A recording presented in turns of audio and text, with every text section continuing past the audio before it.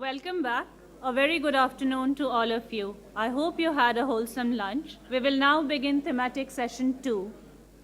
It's on the policy and governance landscape for DRI. For this, I'll request Shri Kamal Kishore, member NDMA India, to come and introduce the session.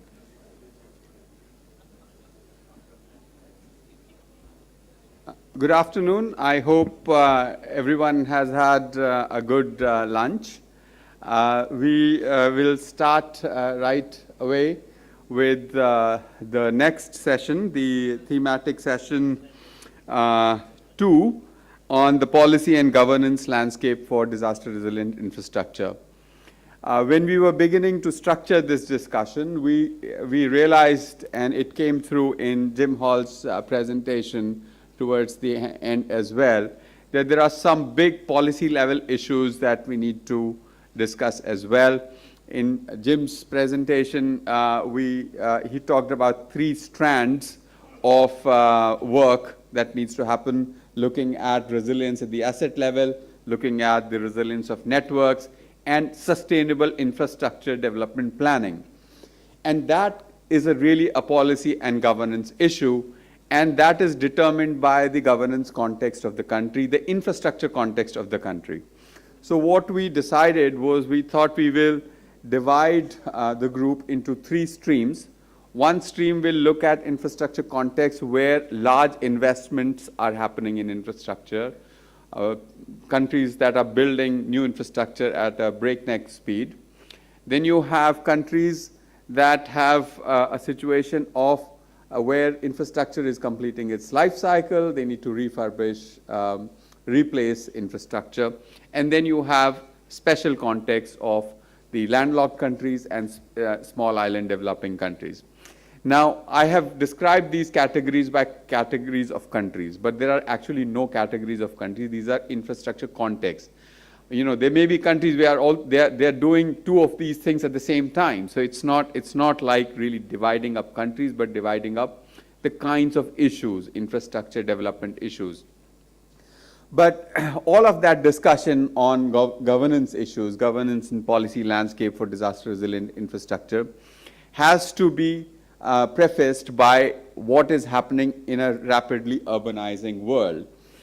So also in this morning's discussion, except the Vice Chairman Niti Aayog's remarks, there weren't a lot of references made to urbanization. You know, what are the processes that are driving urbanization, how urbanization is creating need for different kinds of infrastructure systems, how infrastructure systems need to service urban processes, etc. So that whole connect between urbanization and infrastructure development, even when infrastructure is not physically in urban areas, it services urban areas. So we thought before we go into the 3 groups, it will be good to look at what is happening in the urban space, what is the current state of play, what is the current state of discourse on urbanization, and what are you finding in terms of infrastructure systems serving the urban areas. And for that, we thought who better to talk than an initiative that is looking at 100 resilient cities. And for that, we have invited our colleague from Singapore, Amit Prothi. So he will present for 15 minutes the urbanization and infrastructure linkages, and then we'll go into 3 groups. So with that, Amit, the floor is yours. Thank you, Kamal. Thank you for inviting me for this session. We've got a really esteemed audience with a variety of hats that you all wear. I come from an urban planning background, so urbanization is interesting. I look at infrastructure in the context of urban. And I want to highlight the word context, because I think whatever we are doing has to be fit for the context. So in that, it's in that space that I'm going to be talking a little bit about today. I'm going to spend about 15 minutes, hopefully some key points. I don't want to get into a detailed discussion, but mostly some things that we have noticed, picked up through our work in 100 cities across the world. Again, the contexts are different. We are working with New York, Sydney, Chennai, etc. So the contexts are very, very different. 3 points of discussion. Why focus on urban? I mean, I think it's important to highlight why the urban context is important. This notion of, we heard this morning as well, there's going to be a session on resilience dividend in May that UNI's SDR is organizing. What does that actually mean? So a little bit of discussion on resilience dividend, a bit of introduction to us, because you're starting to create a coalition for knowledge sharing, learning across a network. It's something that we've been trying to do, so what may be lessons to learn for the coalition as it goes forward? Cities are important. I mean, I think most of us already know that 54% of the globe's population lives in cities. Cities are also producing 3/4 of our GDP. So, in the 21st century, there are 3 major trends that are transforming cities. Rapid urbanization. I mean, I think we're sitting in one of the most rapidly urbanizing places in the world. If you look at the city of Chennai, which is already 8 million, 6% growth on an annual basis. You're sitting in Delhi. I think in the next 15, 20 years, Delhi may surpass Tokyo in terms of its geographical spread. And when you look at the numbers itself, there's 2.5 billion more people that are going to get added to cities. In India itself, 400 more million people are expected to get added to cities by 2050. If you think of cities, that's 20 new Mumbais that are going to get built by 2050. This rapid pace is mostly happening in Africa and Asia, in lower middle income countries. The second trend, so urbanization is one of the main trends that's happening. The second trend that's going to transform, or is already transforming cities, is globalization. Cities are, Dr. Hall talked this morning about the connectivity, and when, Bangkok sneezed, you could feel it in other parts of the world. Iwu produces 60% of the Christmas decorations. So if there's a disruption in Iwu, well, if you're celebrating Christmas in parts of the world, you may not get your decorations in time. So there's a linkage because of globalization between cities, which is both creating opportunities for creative economies, but it's also got challenges where a sneeze one place can quickly have an impact somewhere else. Also the spread of disease. We're all traveling in airplanes. I don't know how many of you go and catch a cold in one place, take it to another place.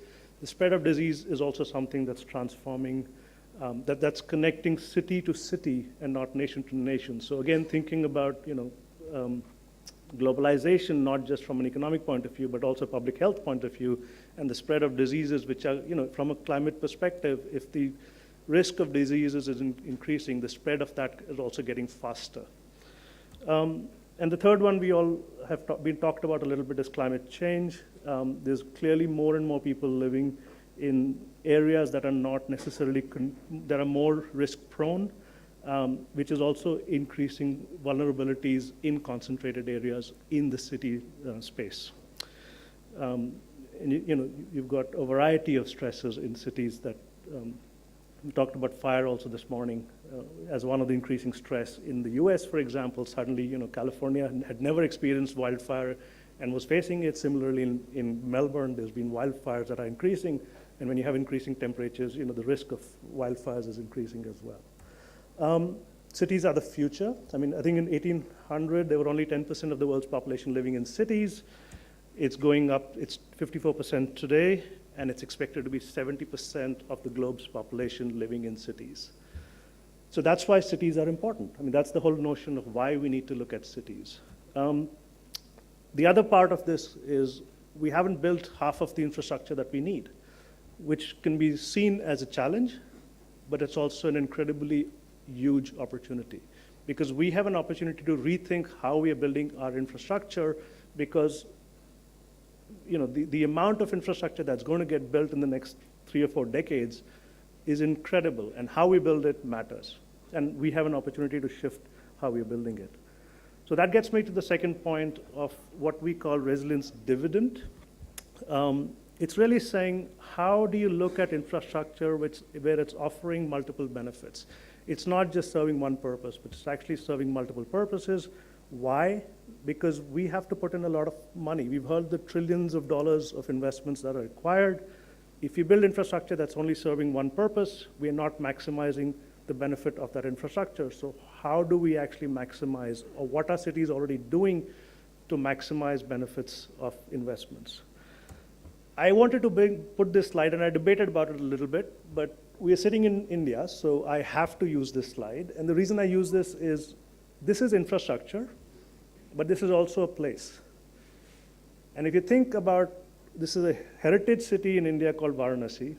It's on the river, it's got coastal erosion issues, it's got flood issues. Somebody designed infrastructure to protect the city or the urban edge from those risks. However, it's also a place. It's also providing economic opportunity. It's also bringing, millions of people every year to its banks. So it's providing those co-benefits that infrastructure can provide. And if something you take away from today, my talk, it's this image, because this is really, in my mind, highlighting co-benefits and creating places that have infrastructure as part of it. That's not completely a pure infrastructure investment. The reason I use that other slide is because the next few examples that I'm going to share is how cities have started to think about infrastructure offering multiple dividends. A great example from Singapore is the Marina Barrage. I don't have a pointer, but the barrage is connecting Singapore River to the ocean. The water body that's being created serves multiple purposes.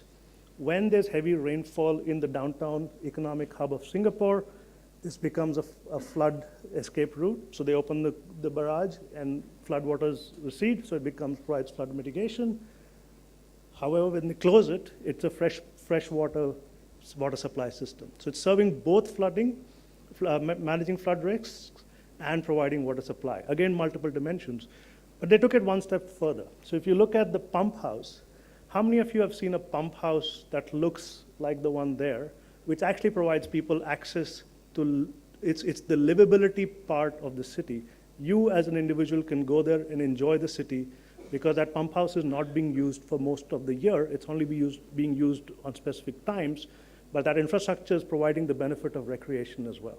So again, how do you think about infrastructure where it's not just serving one purpose, but multiple benefits? You have the smart tunnel in Malaysia. Again, Kuala Lumpur has had risks around flooding, and it has risks around transportation. And they decided to integrate the system where the tunnel that they've created, and I won't do justice to the slide, so go back and look at it, but it serves mostly as a transportation system.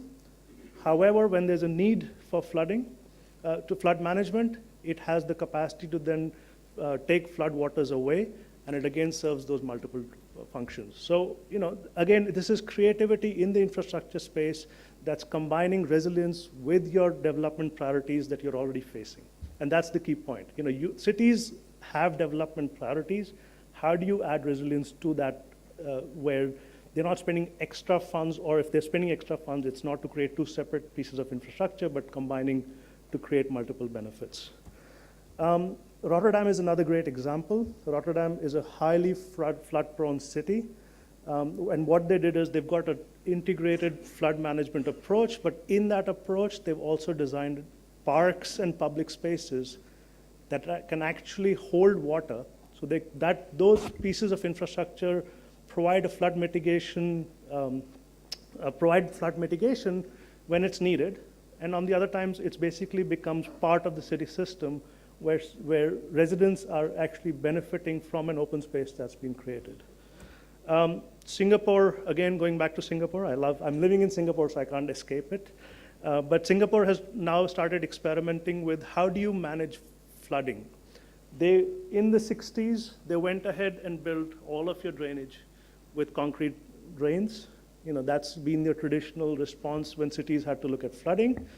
But what Singapore has said is, look, this piece of infrastructure, which is concrete, is not used except when it's raining.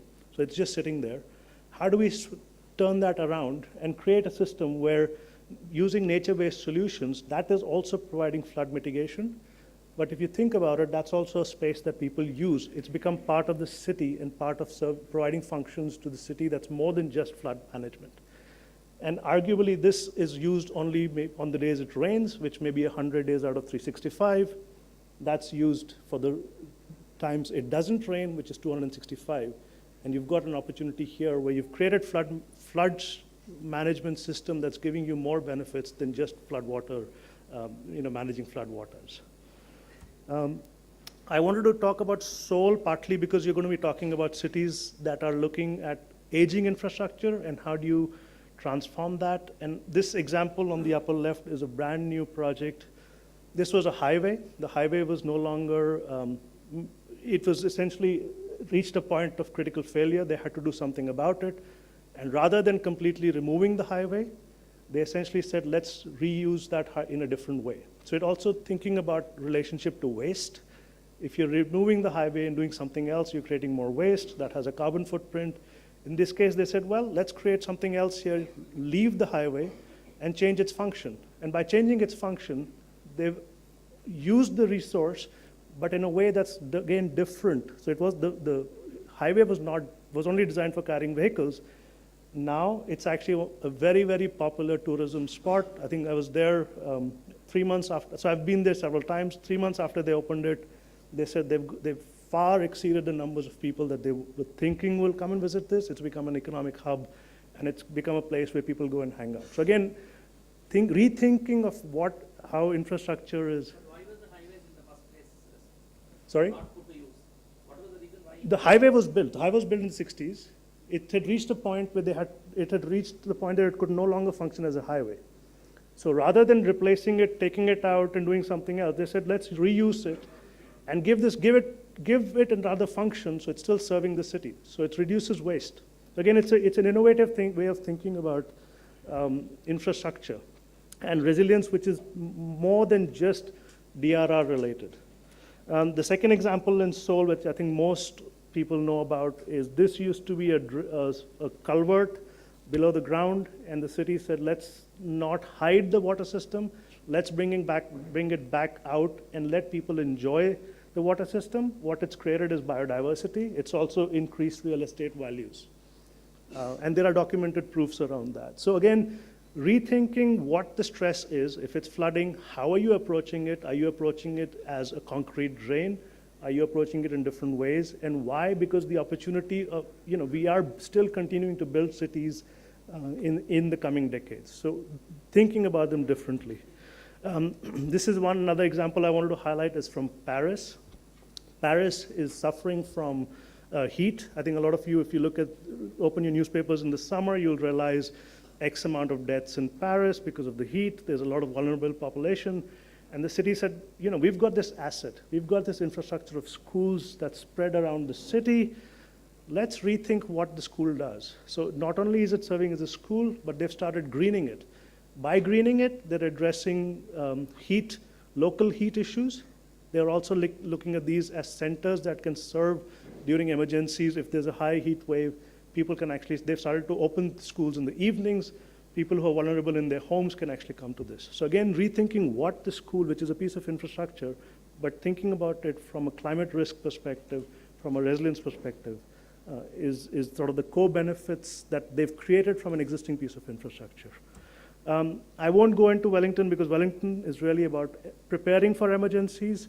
They created a water system which could function if there's an earthquake. And this is a self-sufficient piece of infrastructure, except what they also did is they reached out to community, engaged with community, got them to understand that in case of an earthquake, you have to manage first 10 days of water yourself, and then we'll have this system running, which will give you another 100 days of water. So again, thinking about how do you engage with community in this dialogue around resilience and resilience infrastructure. I wanted to introduce 100RC because we've now been in existence for the last 5 years. We were set up by the Rockefeller Foundation, essentially saying, after Katrina, after Sandy, Rockefeller Foundation, which was celebrating its 100th year, said, how do we look at resilience in the urban space? They came out to the global competition and they said, we're going to put in money into 100 cities to think about how do you promote the idea of resilience in the urban context. And this is important because as you get into your policy and governance dialogue, I wanted to highlight some of the ways we've thought about how do we influence policy and governance dialogue. We do it through four sets of engagement with the city. So what we do is we assign a chief resilience officer. We help a city develop a resilience narrative, a strategy, articulating why resilience is important to that city. We've created a global network of 100 cities, and then we work with key partners. Why? Because we're trying to get cities to understand risks, trying to break silos that exist between departmentals, and that's where the chief resilience officer becomes important. We run an engagement process with communities so that people understand why resilience is important, and then we talk about capacity building and sharing learnings. Just some examples of chief resilience officers. We are very careful to find people who are sitting right next to the city decision maker, with the intention that if somebody has to break silos of departments, because that's what you require to innovate in this space, the transportation engineer has to be able to talk to the water engineer. You need somebody who can actually bring those different people together and has the ear of the higher senior most bureaucrat in the city or the mayor in the city, so that they can again influence the integrated approach that is required to promote resilience. We also run a variety of processes which are very, very targeted towards breaking barriers between government and non-governmental entities, government and academics. The example on the right here is, city bureaucrats and NGOs around a flood map discussing about, what are the risks to their power and hospital infrastructure in case of a flood, because that allows them to make better decisions about what to do with those pieces of infrastructure. Building a narrative is important because the way we have articulated building this narrative, it's really meant for everybody. It's not a technical document. It's actually done through a highly stakeholder engagement-driven process.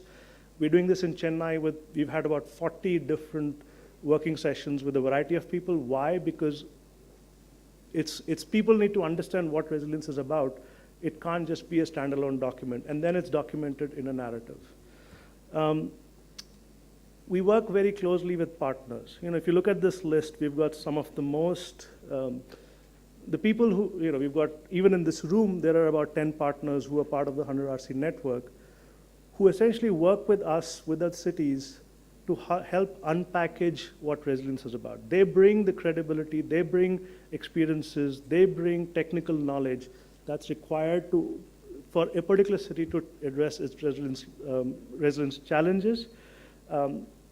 I'm just showing some examples of how we've used that. In Da Nang, which is highly vulnerable to storm surges, we brought in CSIRO from Australia. They did essentially look at a neighborhood and came up with a methodology of how to understand vulnerability of housing to storms, because storms is the key risk that's increasing because of climate change, and came up with a decision-making framework using risk analysis of where the city needs to invest to improve the conditions of housing, not everywhere, but in targeted areas. Again, it's how do you use finite resources. Similarly, we did something in Berkeley using RMS. And then the last bit is, we are a knowledge network. We spend a lot of time creating opportunities to convene and discuss this in a way where you're building knowledge. And we do that through twinning partnerships. We have 100 cities where some cities have already solved their problem. Other cities are trying to figure it out. So for example, in India, we've got Surat working with Rotterdam. And this is funded by the, after our work, IUC picked it up and said, we'll help you think about, Surat has an ambition to clean the Tapi River, which is their primary source of water supply. Rotterdam said, we have the expertise, let's sit down through our network and try to help you understand what are the next steps, how do you go about doing this. I left this one there because this is another innovation of this is another way of bringing innovation. With the Dutch government, we ran a global competition on looking at water to transform cities. This is led by Henk Ovink. I think some of you may know him, who's the Dutch ambassador for water. we picked Chennai, Khulna, Semarang, 3 cities. And what we did is we ran a global competition saying, these are cities highly vulnerable to climate change. You have to look at water. We don't give you a brief of what that means. And we've got some of the best global firms and with local firms coming together and saying, what is the intervention Chennai needs to do? For example, Chennai has a whole landscape of heritage tanks. How do you revive that? Because Chennai has the stress in Chennai is both flooding and water supply. And can you bring back this existing fabric to address the stresses that you're facing? So again, innovating through competitions. I'll skip this. I mean, I'm happy to talk more. I think that was my last slide. Again, reinforcing the point that cities is where 70% of your population is going to be living. Cities are facing risks not only from climate change, but other risks as well. So resilience has to be part of the development agenda. It cannot be a separate standalone. How do you do that? And there are ways that networks around the world have started to help cities at least learn from each other, and breaking silos, fostering long-term thinking, understanding shocks and stresses, sharing learnings, building partnerships, creating champions, and engaging stakeholders. Why? Because as you go into your policy and governance discussions, I think all of these things are important if we all want to make a dent in the conversation we're having today. Thank you.